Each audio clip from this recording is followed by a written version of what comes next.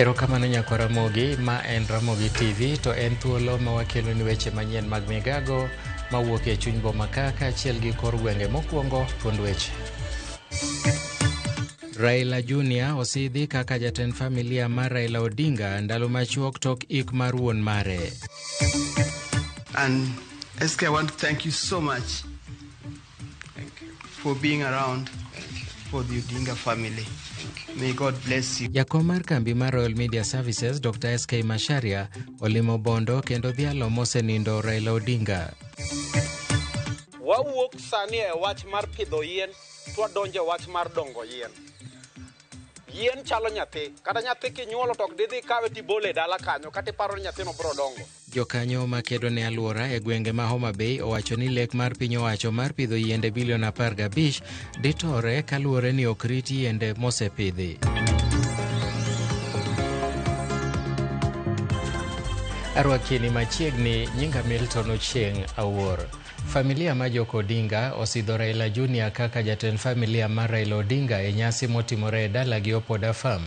Watudore achiel kachiel gi Millicent Adhiambo mondo mi waler mathoth e wi nyasi no. Millicent, kinyalo winja, inyalo nyisowa ni nyasi ni otimore e yo machalo nade, to gin ng'ano gini mosidho Odinga Junior? Erokamano ahinya achiel kachiel kwawuok kama kachiel wasewuok dala Raila ma Opoda kuma nyasi mar sidho Raila Junior mondo mi obed wi kaka jatelo mabiro telo ne familia no ka okawo kar wuon gi mosenindo Raila Odinga ne odhi e nyime. Ka nyasi ma kamano ne otim kod jodongo ma wuok e anyuola mar Joko Odinga kotelnegi kod mane oketo ranyisi mar timo ne chenro mar lielo wiye kapok ne oliel ne wiye siaga maler mondo mi onyisi koro en wuoyi kata wuoyi siro ma oromo kawo telo kata bedo wi dala.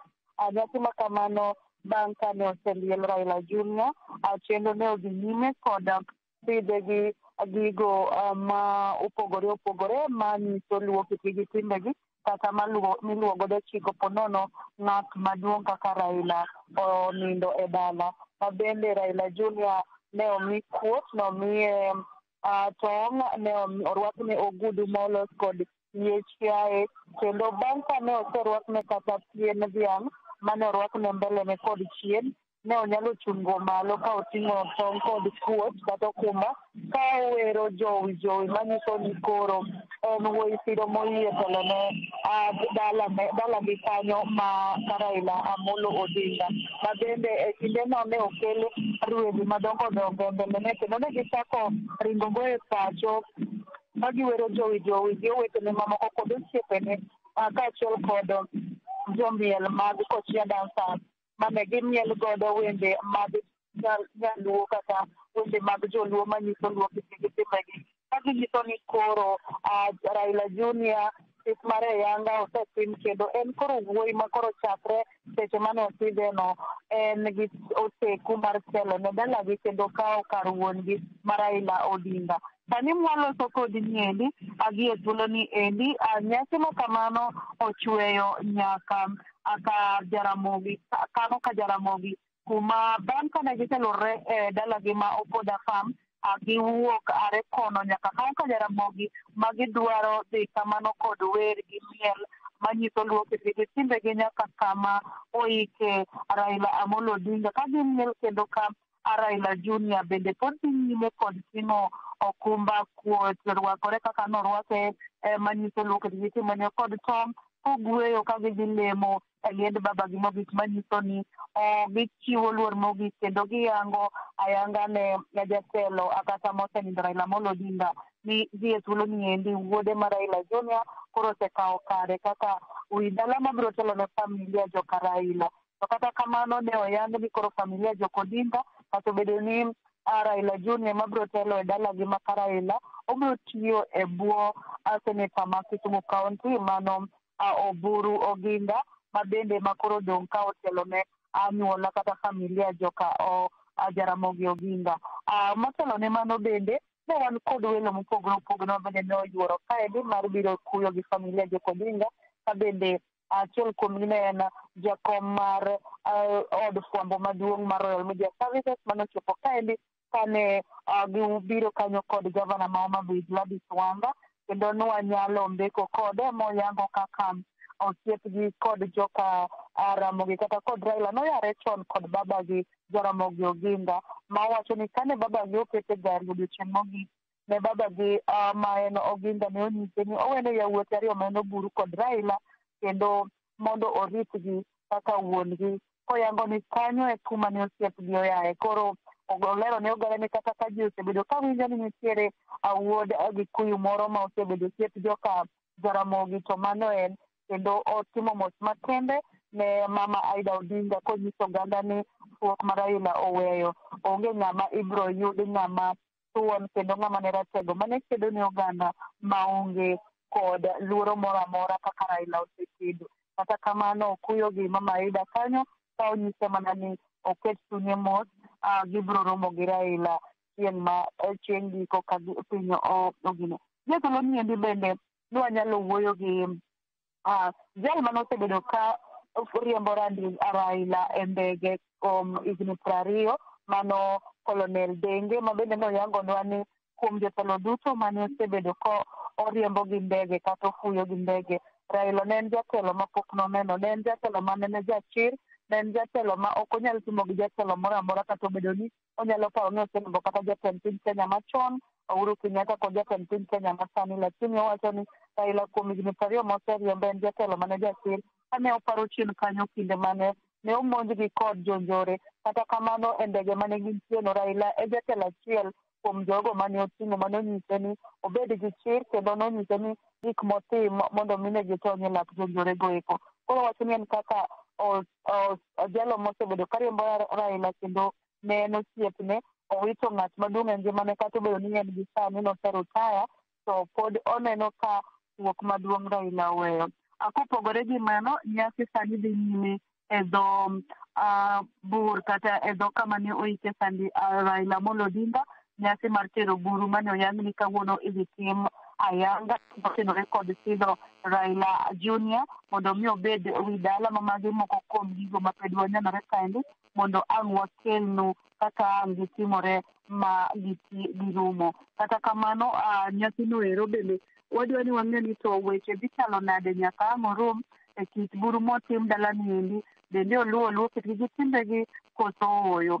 Mago e weche mabende wanyonore kang'o ka Jaramogi kaendi kapod waluwo achiel kachiel mondo mi wakel ne oganda joka nyanama mondo ging'e ang'o matimore ndalo 4 tok ni ik Raila e dalagi ma kang'o ka Jaramogi kaendi kowuok Opoda ma dalane nyaka koni. Milton kionge penjo kanyalo duoko ni mondo idhi nyime kod weche mamedo picha mopaa mar weche. Milton. Erokamano ahinya Mili. Iwacho ni nyasi ma tero buru itimo dala kang'o ka Jaramogi koso Opoda Farm? Alero maber ni nyasi ma kamaendi ne ochaki Opoda Farm kendo obi itieke e dho kuma ne oike Raila kang'o ka Jaramogi kaendi. Opoda Farm notim ne Raila Junior rweko mag ogudu, liedo kod rweko mag lewni manyiso luo kito gi timbewa, kendo kiluwogo chike luo manyiso ni sama jal mang'ongo otho e dala kaka Raila Amolo Odinga kore mane en wi dalane ma Opoda Farm kochacha, to nyithinde ilielo kendo wuodhe modong' maduong' ema irwako kendo isidho mondo mi okaw telo, obed jal mabiro telo kendo riembo wi dala kar mosenindo Raila Amolo Odinga. Koro gie sani nyasi mar tero buruno kaka nochake gi dala ma Opoda Farm, ji nomako yo kendo obi tieke kaendi gi thuolo ni odhi nyime kendo alam mar tieko nyasi no ero kata dhi nyime gi nyasono e dho bur kuma nyocha oike ogai mar ODM kata Prime Minister machon Raila Odinga, dhi nyime gi seche mwaloseni. Ne gichano ni gibiro chake kod Opoda Farm, ka gitieko e dalane kono nyaka girind gi oganda kendo gi dhok ka Junior otelo mbele ka gidonjo e dala kang'o ka Jaramogi kaendi nyaka e dho kuma oike Raila Amolo Odinga. Gikanye ma gibiro time nyasi matin, kasto bang'e to ang' gitieko ka gitieko to welo duto biro dok dala Opoda kochacha. Erokamano Nyamil Center Dhiambo, achiel kachiel kowuok Bondo e kaunti ma Siaya kuom lipot majaber makamano. Kawadhi nyime ni jakom kambi mar Royal Media Services Dr. SK Macharia otero ywak e dala mosenindo gai mar ODM Raila Odinga e gwenge ma Bondo e kaunti ma Siaya. Dr. SK osir kod gavana ma Homa Bay Gladys Wanga ma bende e jakom duond bura mar ODM. SK oywago Raila Odinga kaka osiepne mar higni mathoth kendo jal manosechiwore ne piny Kenya maloyo ng'ata. Dr. SK Macharia, jakom mar kambi fuambo Royal Media Services, olimo dala mar mosenindo Raila Odinga, matero ywak mare, kendo chungi achiel gi familia.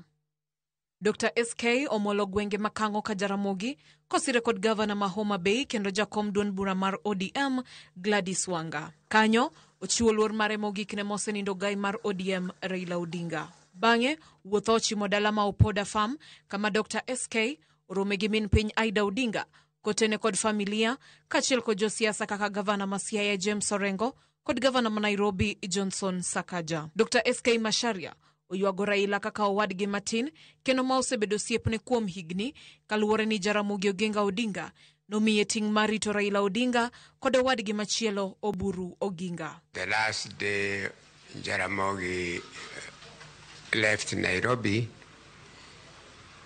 we walked through her as his secretary, and I walked him through the stairs of Ajib House. And as I put him in the car, he told me he will come back the following week. We go and see President Moi. So I walked him downstairs and put him in the car to come to Bodo and come back to Nairobi the following week. As I put him in the car in Nairobi, he told me he has two sons, one called Oburu and one called Laira. And I'm older of them, of the two of them. I take care of them. Dr. SK Macharia bende odhialo Raila Odinga kaka jasiasa mosechiwore ne piny Kenya moloyo ng'ata, kendo onge jal mora mora e thur kaendi madipim kode. Achiel kuom gigo mosemiyo siro Raila Odinga kinde ka kinde kod familia mare. Whenever you have been hearing rumors, Akikuyu called SK, even during Matiba's time, that is supporting Raila Odinga or others, during Kebake's time and Uhuru's time, that I'm supporting Odinga, Raila Odinga, is because they are my brothers. They were left for me, and she testifies to that. You take heart, Mama. Take heart. Thank you. We'll fight him there. He's a great man. He was a great man. Just like his father. Like father, like son.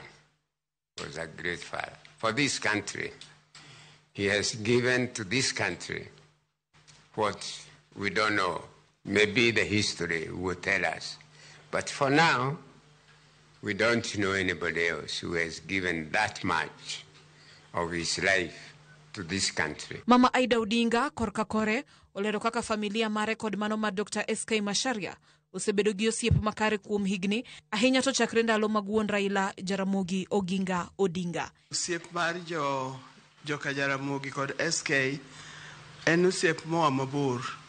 Ochakore higa mar 90 akiane gachiel 90 kanyo 92 to nen ng'at mane Jaramogi ohero and osetiyo maber, oserito gi nyaka sani. Amor nobiro kaka wuono mondo bendo biyo gono osiepni oriti. Efinye Kidi, Ramogi TV. Jalub jatend piny Kithure Kindiki ojiwo hera kod kwe kind jo Kenya, bende otiyo gi thuolo ne kwedo mokalo jogo mawacho weche ma ok owinjore kuom mosenindo Raila Odinga. Elizabeth Ajode nigi ler mathoth. En romo mane obage gweng' makache Liba kod jotelo ma alwora no eneno ni dongruok kod kwe obedo e alwora margi. Romono bende ne oyuore kod jalup jatend piny Kithure Kindiki. Kane oloso e romono, Kindiki odhialo Raila kaka jatelo mane okedo ne ratich jopiny kuom thuolo malach kendo kelo jopiny kanyakla. Owacho ni kata Raila ne okobedo jatend piny kamano, ji owinjo chiw luor ne en kod familia mare nikech thoth mag gik manotimo ema okelo lokruok e Kenya. He may not have been a head of state, but the things he has done are good for Kenya. And he has passed on as he was trying to bring Kenya together. We salute him and we pledge that we will continue with unifying Kenya. And that is the best thing we can do to honor and respect our departed Prime Minister, Raila Amolo Odinga. Kindiki bende okwedo jogo mawacho weche manyalo kelo pogruok e kind jopiny. Na mimi nawasihi wale ambao wako ni viongozi wasitoe matamshi ambayo yanaweza kuleta mgawanyiko katika taifa letu la Kenya. Bende omedo ni ng'at ma ok nyal chiw luor ne mosenindo Raila Odinga otemo chiw luor ne piny Kenya ma Raila ne otiyone. Tunaomba kwa heshima wale ambao hawaheshimu marehemu mzee Raila waheshimu taifa la Kenya. If you don't respect the person, respect the country for which he worked. Jotelo mamoko bende e romono okwedo mokalo moko kuom jotelo ma itiyogo e wacho weche ma ok chiw luor ne mosenindo Raila kaka yor goyo siasa. Yule gavana ya Nyeri ile ameongea jana si maneno yake, ni maneno ya former deputy president Rigathi. Unajua hiyo ni maneno yeye tu ni mouthpiece. I am challenging the county assembly of Nyeri. I am challenging the MCS of Nyeri to impeach the governor tomorrow. That is an impeachable offense. To offend the dead is an impeachable offense. Elizabeth Ajode, Ramogi TV. Ndalo mano kende bang' ik maneno gai mar ODM Raila Odinga, moko kuom josiasa ma Kaluo koro kwayo kwe e kinde ma piny Kenya pod nie kuyo kaluwore kod tho mar Raila Odinga. E twak mare gi jofwamb weche pare ma Opoda Farm, jang'ad rieko ne jatend piny weche mag uchumi Jaoko Oburu okwayo jo ODM mondo wuo kod duol achiel kendo sir sirikal ma manywanda mane Odinga oweyogie. Gie kindeno, jatelono nomedo ni kaka familia kod Kenya mangima pod gin kod lit kaachiel gi mirima ma ok owinjore josiasa moko muoch gi weche moko masako it kaka manche nowachi gi gavana ma Nyeri Mutahi Kahiga e wi tho Odinga. However, Kenya moriore. Wan sani watiyo broad-based. Broad-based no ne okele mondo oriw Kenya nikech tika moma Kenya nochup madhi barre. Sani nyaka ne broad-based bi kata ji mang'eny mane temo pogowa. Wechegi odhi bobo dhi tenge boling. Kik wang'ini oganda te mar Okuyu ni rach. Wakawo ni ng'ato koloso to wasiem ng'ano obo oting'a mzigo ne kako ting'ono. Ng'ato kata ka en former DP maloso to oting' mzigo ne kako ting'ono. Nikech wabende iye kanyo wan gi joma moko bende ma pod uchunge kodwa motegno. Ilopgi wabeduru joma bende wan koro sani kaka joma tindo. Wan wang'iyo mfano ma baba noweyo. Wang'iyo kuma baba noketo waeni mondo kata sani dongruok mwang'iyo weche mag economic empowerment kan an kaka ng'ad rieko e sirikal ka. Wang'iyo gik mopogre kendo vijana e gima duong' ma waneno ni waboneno ni dongo. Liet medore ni gavana ma Nyeri Mutahi Kahiga mondo mi ogol lemo mar gavana kaluwore kod weche manche nowacho wi mosenindo Raila Odinga. Jaod bura ma kaunti ma Vihiga Beatrice Adagala okwedo tim ma kamano ma Mutahi Kahiga nowacho kuom wachne marach e wi tho mar jakom ODM Raila Odinga. Beatrice owacho ni Kahiga ne nigi paro marach mar pogo oganda e pacho ka. Nomedo ni tho mar Raila dwaro luor makende ne tich matek manotimo e dak mare. Bende nokwayo obila kod okwach kich mondo mi okaw okang' mager kendo chwal gavana Mutahi Kahiga e nyim doho mondo mi weche makamagi kik timre kendo. Kiweke mahali pema mbinguni. Na huyu ameongea kwa lugha kutaka kulete tabu Kenya kwa lugha yake ya kinyumbani, akiongea mbaya kwa mufu ambaye alienda hayati Raila Amolo Odinga. Sisi tungeenda kuambia huyu governor akome, ajue sisi tunajua mtu akishakufa ashaenda. Hakuna mambo ya kurudia mambo mbaya ama kuongea maneno kumhusu. Na yeye kama yeye ni mwanaume, ile mambo amesema ameresign kuwa vice chair wa COG, tunaomba ya kwamba aresign kama governor pia, ndio tutajua yeye ni mwanaume. Kwanza yeye ni governor kwa sababu yule alikuwa governor alikufa. Kwani alifurahia huyo governor akufe ndiye akuwe governor? Na serikali mchukulia hatua kali. Commissioner ma County ma Migori Kisilu Mutua osingarita makare gwenge duto moting'o gweng' mar Gwetembe e sub county ma Kuria East mar rochruok mag arita osebedo ka thiro somo e kinde mitimo penj maduong' mar klas 12 KCSE kod grade 6 mong'ere kaka KPSEA kod mano mar grade 9 mong'ere kaka KJSEA. Romo jopuonje gana 36 kod 57 moting'o jopuonje ma yawuoyi maromo gana 18 397 kod manyiri maromo gana 17 660 timo penjno mar grade 6 ma ong'ere kaka KPSEA. Kabende jopuonje maromo gana 31 617 ma oting'o mago ma yawuoyi maromo gana 15 909 kod mago manyiri maromo gana 15 788 dhi timo penj mar klas 12 kata KCSE ma higani e kaunti ma Migori. Lipot mogol kod migawo mar somo e kaunti ma Migori bende yango ni jopuonje maromo gana 32 333 bende dhi timo penjno mar grade 9 ma bende ong'ere kaka KJSEA e kaunti ma Migori e higani. E kinde ma hikruok dhi nyime mar penjgi, kamishona ma kaunti ma Migori Mutua Kisilu yango ni weche mag arita kwe idhi jiw e kuonde duto mag timo penj e kaunti ma Migori. Mutua wacho ne skunde ma yande olore gwengo mag Gwetembe e sub county ma Kuria East nikech rochruok mag arita e tong' kaunti ma Migori kod Narok idhi time penj kendo arita idhi ket makare. Kamishona ne ma Migori ne gidhi keto tesendo obila machiegni kod sikundegi mondo koro jiw arita kwe e kinde ma itimo penj. Wanafunzi wanaenda kufanya mitihani na sehemu hiyo kuna mashule ambayo yamefungwa kwa sababu ya utofu wa nidhamu ya usalama. Sisi tumeweka askari pale. Kuna mahali kulikuwa na kambi ya jeshi itarudi. Tunaongeza kituo kingine hapo, most likely RDU, ndio tuweze kudhibiti maeneo hayo. Kesho nafikia tutaweka curfew pale ya kutembea.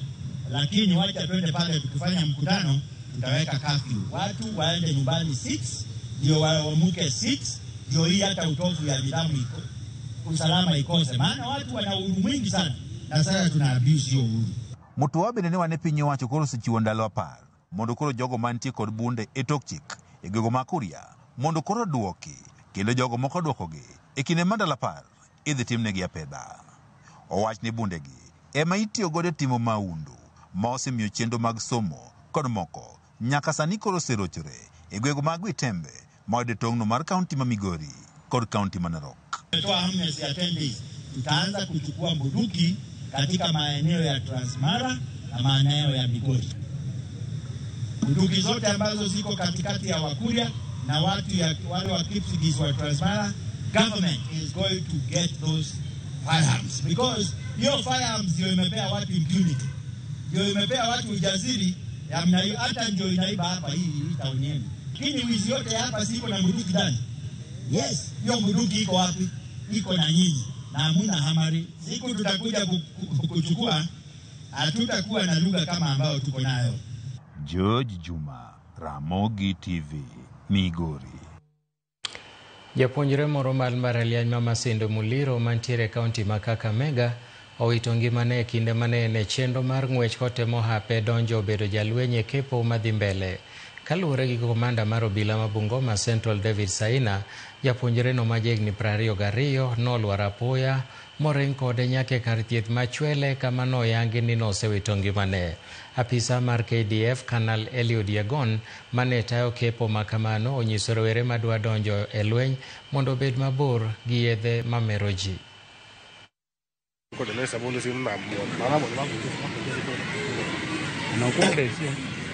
Nataka kuthibitisha ya kwamba mnamo asubuhi ya leo tulikuwa kuna recruitment ya KDF katika Pusakala Primary in Bungoma Central Sub-County.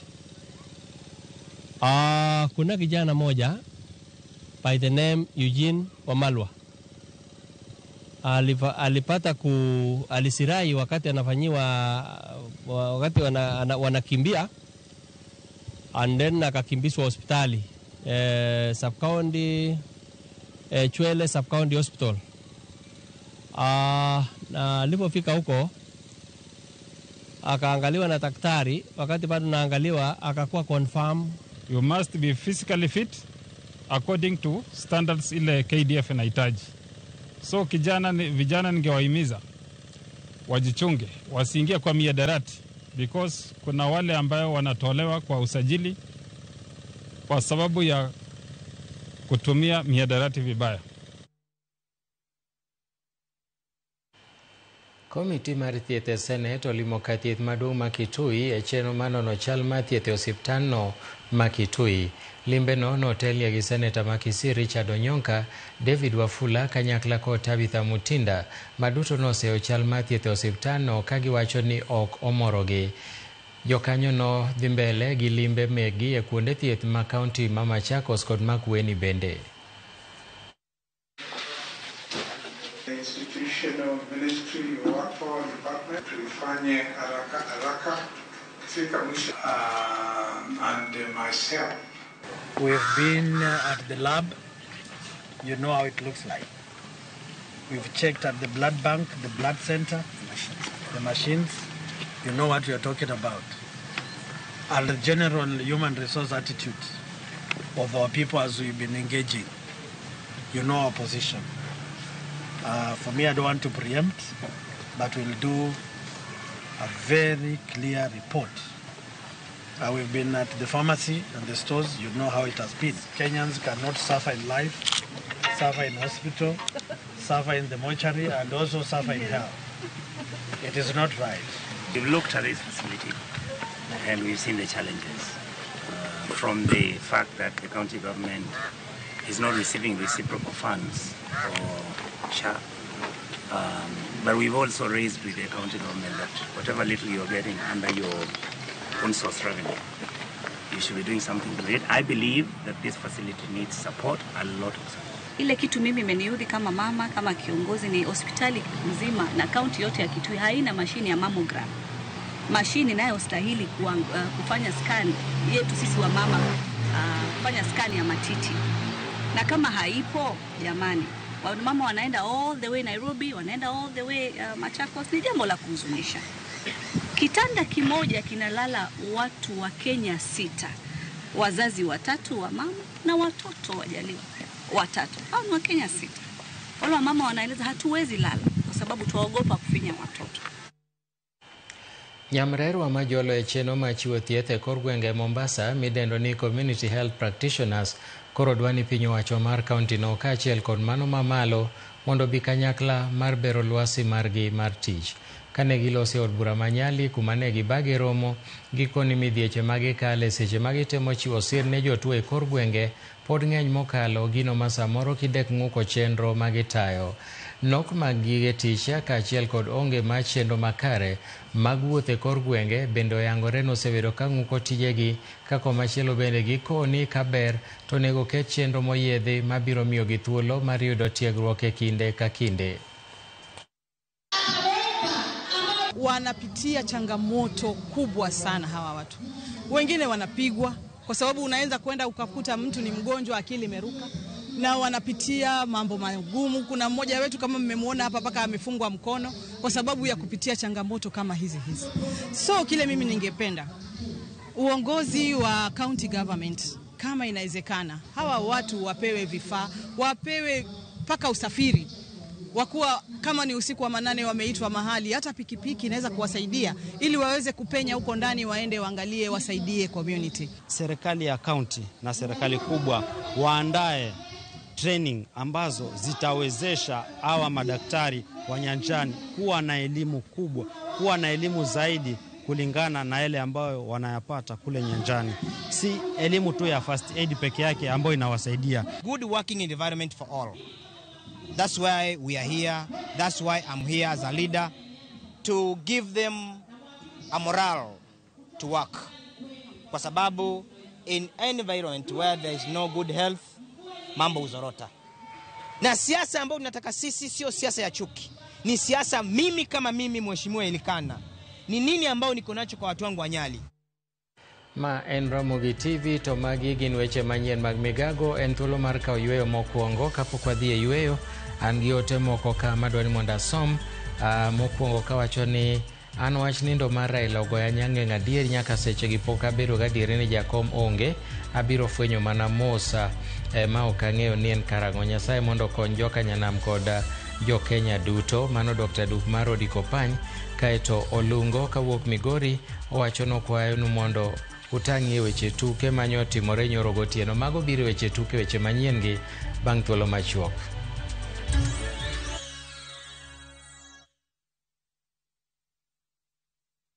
Na to kori winjo kika winj kucha koluonga ni mbabas nikech koro uneno kama ni pesa moro matin. View sasa ndio nyumbani kwa the best local dramas. Nataka ripoti ya Hans pamoja na mkewe. Comedy za kuvunja mbavu.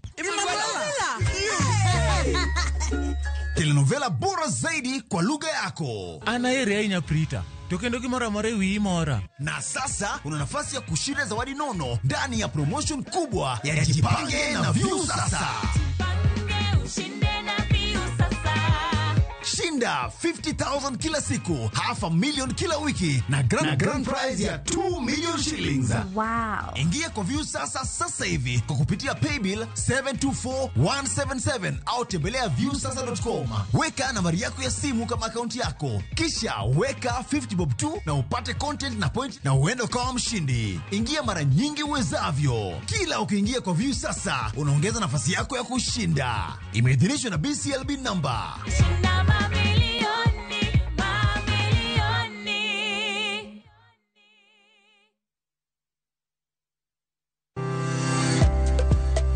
Riuri kodwa e penj laktar ka osir kod CIC Insurance Group. Wadhi bedo kod Dr. Joseph Ochieng ka opuonji kendo lero ni matut ewi ich mawuok. Penj laktar kod Ruth Otieno saa 12 odhiambo kik bai.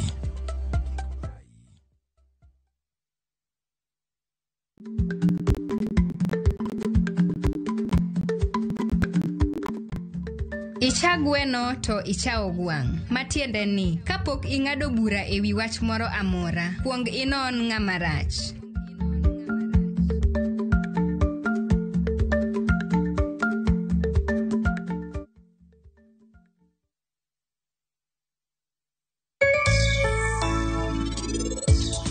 Challenges mane spare sani koro jitime mang'eny, koro mano bendo use reduce kiwango ma pesa minyalo yudo per day cha, nikech koro joma use ng'eny ok gigeni ni kendi.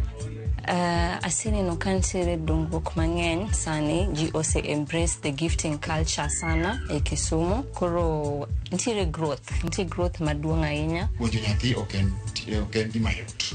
To wawacho ga ni ber kichako chon. Omiyo wakelo plan miluongo ni CIC Academia mondo mi jonyuol ochak jipanga go chon.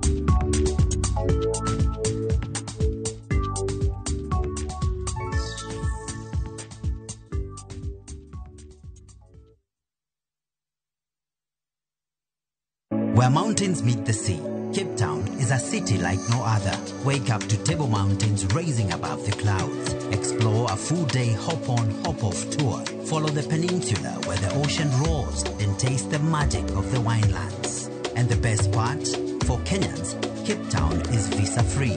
Enjoy 4 unforgettable nights for only $1,410 per person sharing, including tours, tasting, and memories to last a lifetime. South Africa is calling. To book, visit viewtravel.com or call 0703-254-254. View Travel. Dream, explore, discover.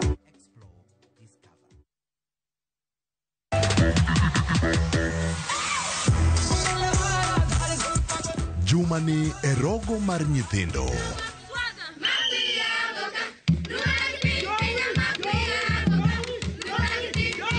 Wan gi gik moko mabiro moro nyithindo duto. Mapera chakre talanta, tedo, shairi, nyaka miel kod thumbe mamit.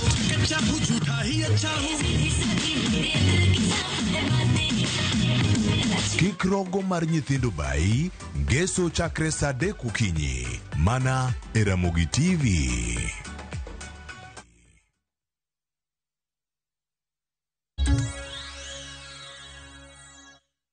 Machiegni kendo, jokanyo makedo ne alwora e kaunti ma Homa Bay onyiso luoro margi ni chenro mane sirikal ochako mageto pidho yienda bilion 15 kachopo 2023 ok nyal chopo kare. Kaka lipota maro ma Homa Bay, Ali Abich lero, gikoni thoth yiendego mipidhe skunde, kanise kod ofise mag piny owacho kod bunge mag sirikal ok riti kendo tuoche thoro makogi bang' kosepidhgi. Yiene kunde mopogore osebed ka jiwo kod sirikal gwenge mopogore e piny Kenya mar chopo kwand yiende maromo bilion 15 kochopo 2032 kendo tarik 10 dwe mar 10 higa ka higa sirikal ne walo tenge kaka odiechieng' mar rito alwora ka pidho yiende kunde mopogore tung Kenya mangima. Jogo makedo ne alwora e kaunti ma Homa Bay ka otelnegi gi jakom alwora makare CBO Willis Omulo wacho ni lek mar sirikal no samoro ok nyal chopo kare nikech yiende ma osebed ka pidhe kunde mopogore ok riti bang' kosepidhgi kendo thothgi tuo ka moko bende jamni ketho. Wawuok sani e wach mar pidho yien twadonjo e wach mar dongo yien. Yien chalo nyathi, kata nyathi kinyuolo tok didhi kawe tibole e dala kanyo kata iparo ni nyathino biro dongo. Koro kwayowa maduong' en ni yien moro amora mopidhi nyaka wa make sure ni gidongo, nikech dongo yien gi pidho yien gin gik moko ariyo mopogore. Pidho yien en wach modiochieng' achiel, to dongo yien en wach maringo kinde duto, nikech yien nyaka do, yien nyaka olne pi. Gordon Ogola ma bende ochung' ne weche mag rito alwora ka chud bura Mandhewa wacho ni kata mana yiende mipidho e kinde nyasi mopogore kod mago mipidho mar chiwo luor ne jotelo bende ketho kendo ok riti e yo mowinjore. Wach mobuoga ni yiende ma joweto osepidho kata mosebet kipidho wayudo ado pudhgi kata jamni okethogi, okethgi, oturgi or whatever, to mano gin maber matin miyo kata yiende modongo gimbe gidong' kiye ok en gima morowa kata matin. Yiendego wadwa ni to ng'agi ni moturogi kata dhok mage mokethogi. Dhok tinde chidhe town, koso dieko wegi ni chidhe town, gin e yath to gende gin e chiemo. Ka onge yien onge kaka wanyalo yie, onge kaka wanyalo bet mangima. Omiyo yien en gima duong' kendo waywago yiendewa.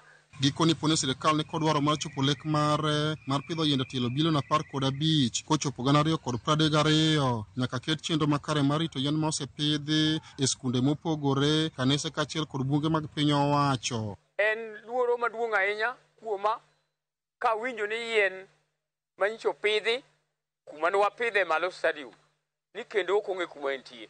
The same thing ni e bunge kama siemoni ni wapidhe yien gi Raila miluongo ni Ficus sarcomora. En bende ne mtoko onyone ghafla motur. En yien mako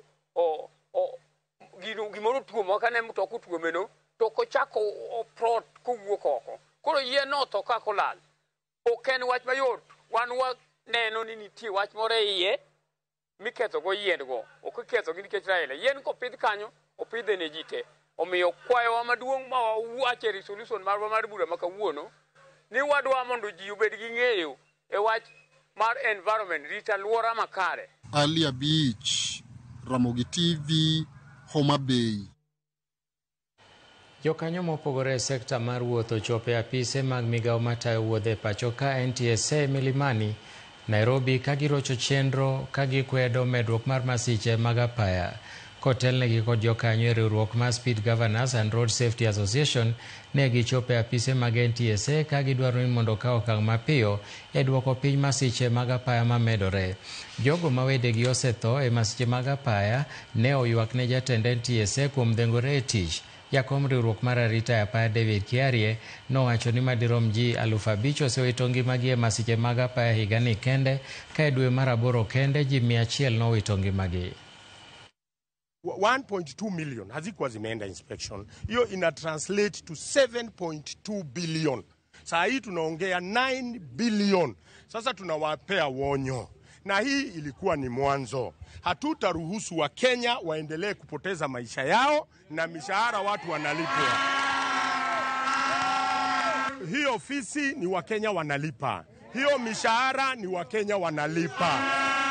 Na kama wameshindwa na kazi, tunaambia bwana DG atoke aende.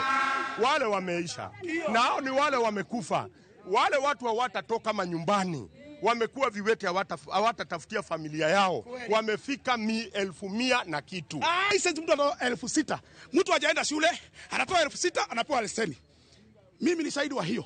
Jambo la pili, magari haifanywi inspection. Unaenda unatoa 4,000, unapewa certificate ya kwamba gari yako iko certified na inaweza tumia barabara. Enough is enough. Huyu mtu atoke kwa hii ofisi. Ujumbe wetu ni mmoja, ya kwamba DG together with all the fraternity hapa waende. Saa hii ni maafa kila mahali. Kwa nini watu wanahongana? Utawezaje hongana upewe leseni? Shule zetu unahonga hivi, nimeona live. Na wengine wengi wamekufa bure na barabara. Wamekufa bure na barabara. Tuwadalewa huyu mtu tuwadalewa. Moko kuom mine manche nokonyore e thuolo mar tho mar Raila Odinga nyaka ik mare ochako nyithinde gi nying jatelono. Giwacho ni mano en yor chwalo huma mar Raila Odinga kod yawo dhod gweth ne nyithindogo, mana kaka jafwambo marwa Bill Gates odwar leronwa. Dala auchiel bang' piny Kenya wito jal mathoth oganda yango kaka thuon Raila Amolo Odinga, gino mane oweyo kuyo mathoth ahinya. E osiptal ma Jaramogi Oginga Odinga nyithindo 57 osenyuol are tho mare kaka iyangonwa kod nyamrero makanyo Faith Akoth.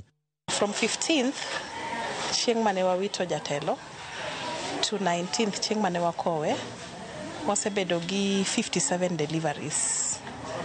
Nyithindo ma jowuoyi waseyudo 34, manyiri 23, makes a total of 57 deliveries. E ward ma joma mine mosekonyore warado gi Lavenda kod mine wetene mane okonyore e thuolo mane Raila ong'ielo e orengo nyaka chop ikne. Lavenda leronwa ni ochako nyathine Amolo kaka achiel kuom nyinge Raila, kowacho ni ling'any mare nyaka dhi nyime kaluwore ni jaode bende osega gombo bedo gi nyathi mochak Raila. Koro kano chopo tarik mane jakom koro weyo wae mane tarik mane yude e hospital kae.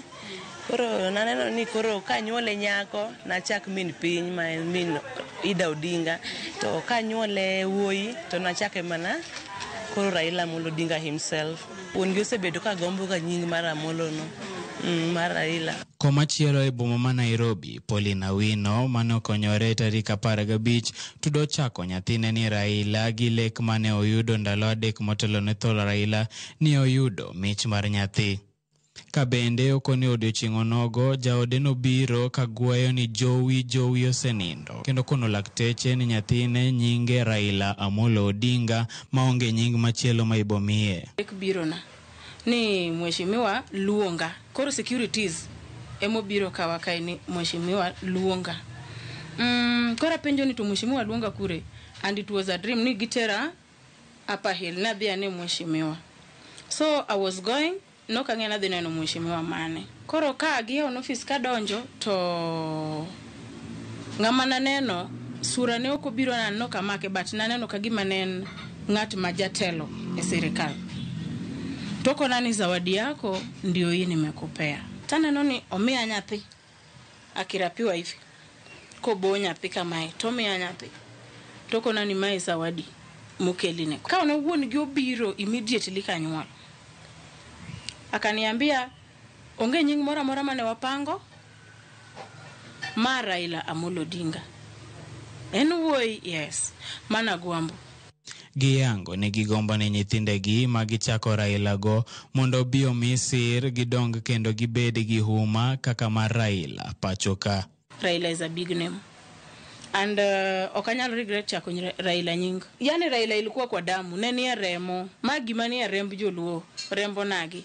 But achake mana for a remembrance. Wachake nying mara Amolo no, nikech kaluwore ni ose ng'ama strong kumoya be bor koro dani koro kadongo Nyasaye mondo miye mana teko kod obed gi homa ma gimbi maduong' no. Kane oloso wi wachno, tend osiptal mo Jaramogi owacho ni nitiere geno ni thoth nyithindo mapok ochak nyinge ibiro mi nyinge Raila kaka yor medo tero mahu mare nyime.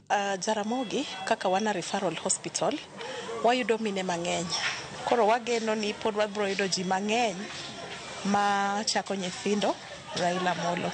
Kata bedni oganda jo Kenya owito thuon mar gi Raila Amolo Odinga, nyinge wicho kane wil godo ni mar arethone nyaka sani nyithindo osenyuol kendo chak nyingene Raila Amolo Odinga. Bill Gates Odwar, Ramogi TV, Kisumu. Jopiny e gweng' ma Obaga e kar chung' od bura mar Arieda e kaunti ma Siaya ywago nok mar pi e gweng'no kata odoko ni gikiewo gi nam Lolwe. Kaka Steve Biko leronwa, riwruok mar mon liete e alworano Mobaga koro chako chenro mar keyo pi kawuok e nam Lolwe. Ondamo moyo kilomita 40 kowuok e boma ma Siaya wachopo e gweng' ma Obaga e kar chung' od bura mar Arieda. Kata odoko ni jopiny e gweng'ni odak machiegni gi nam Lolwe yudo pi maler to pod en lek ni mar giwuotho ndamo mathoth mar manyo pi. Gweng'wa ka en kama tuo kabisa. Koro ne watuomoga mana pi e yewni. To ka oro biro mang'eny to yewni go ne duono kabisa. Gweng'wa ka gimoro kaka oro kochopo to chiemo bedo ga matek. Koro ne wabedo gi paro no mo wacho ni mondo mi wakonyre nyaka wanwang' kaka wanyalo nwang'o pi machiegni. To mondo mi wanwang' pi machiegni, pi ma ne wantiere godo ok ne nyal konyo wan nikech ne en pi marumo. Koro nikech kaka norumo no ne wayudo ni wanyalo nwang'o pi nam. To nam en kama bor matin ma mondo mi wawuog mondo mi wachop nam wakel pi nyaka ot ok ne nyal konyowa. Midhiero ni oseketo ngima ng'i andaki ni mar le mag pi kaka rao kod nyang' bende monjo gi dho wath mako kech. Nam ka machiegni to en nam ma ok dhoge ler kata matin. Iyudo dho nam kanyo minyalo yude ka rao ponde, nyang' bende ni kanyo. Koro ka wamondo kogwen mondo wadwar pi to rao ne riembo gachi kendo nonyalo lawi nyaka oko. Ej ma wan go ni koro ponyalre wiye yaw kata dhi nam udhi neno kuma nam nitie to rao be ni nam mane ko pile to en nyang' mami ko pile. Kaka yo mar kedo gi midhiero ni, riwruok mar mon liete e alwora mar Arieda kod Sakwa motisi ni The Jewels of Obaga e bwo Nyogaya Foundation koro chako chenro mar ywayo pi kendo keyo kowuok e nam Lolwe gino magiwacho ni tek tweta. Pigni wapoge kunchiel odonje e puodho, pi kunchiel wapogo ne jo community tiyogo. Koro pi madonje puodho konyo e yore mang'eny. Gisani kaka ineno wang'a ler wang'a rieny ni ok anya koso gimiluongo ni chiemo. Alot ni kacha ya kutosa. Nyanya nitiere kanyo kamili gimoro amora kaka saa dhi. Kendo ok wan mondo liete kende mwatuomo pigni. Watuome gi community. Inyalo yudo ni ng'ato akata mail kata achiel kabiro dwaro mana pigni nikech inam kacha ne ok inyal donje nikech ne nitie bugni to kanyo be mane nyang' odake to girao. Kwayo margi ne piny owacho kod josir lwedo mamoko en yudo konyruok mosiko ne midhiero mar pi maler. Kaka wanyalo omo pi kuma bor mondo waole alot kacha kwa ting'o pi e wiwa sani tuoche ng'eny.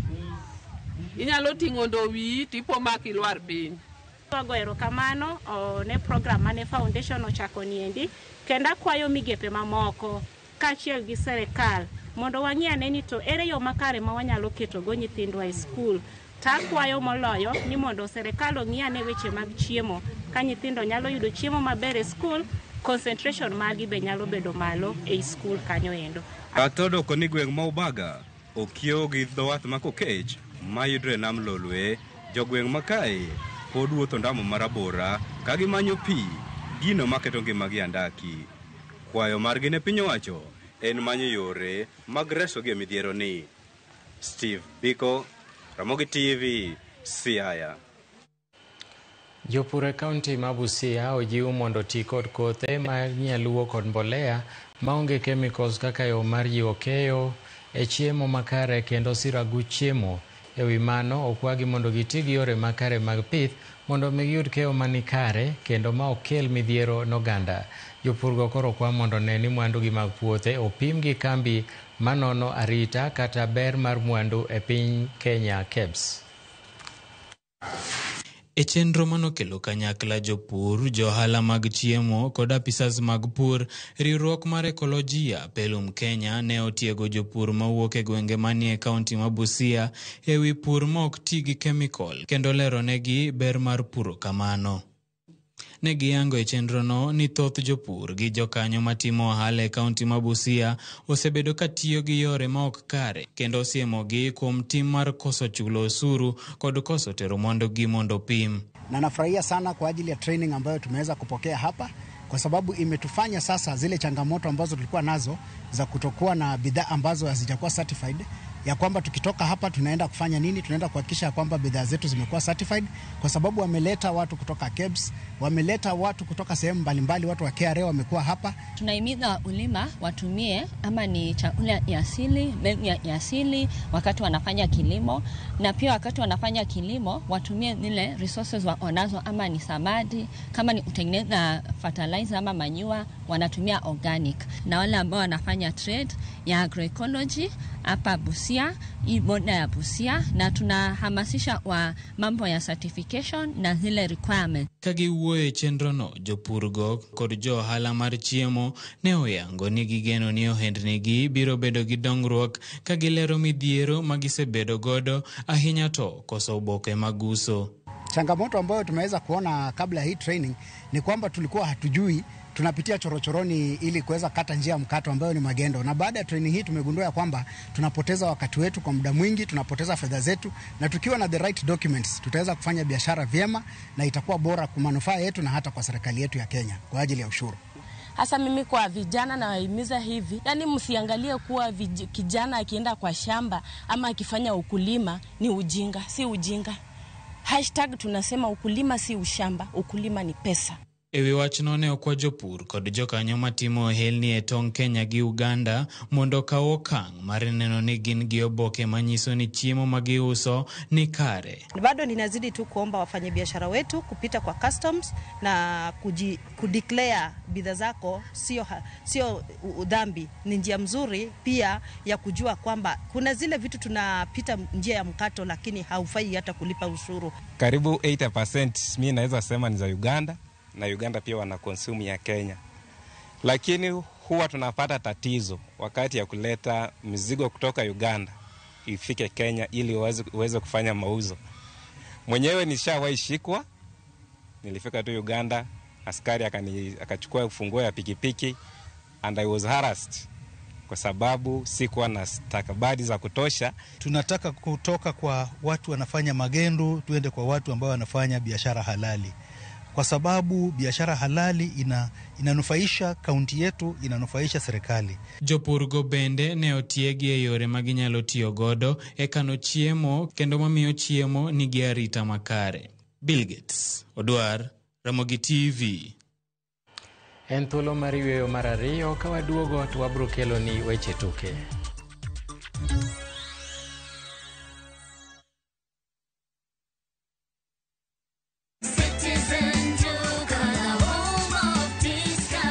No queues, no heavy bags, no stress. Just shop on citizenduka.com and get everything delivered at your door. We deliver across Nairobi, Kiambu, Thika Road and beyond. Shop now on www.citizenduka.com or on the View Sasa app.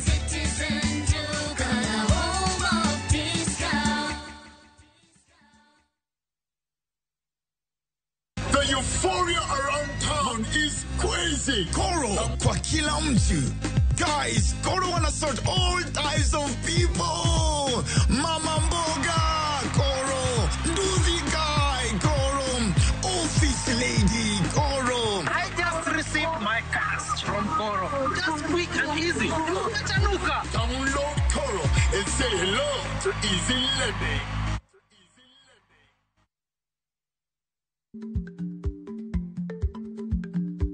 Jako chon loyo dhi kajuoga. Ma tiende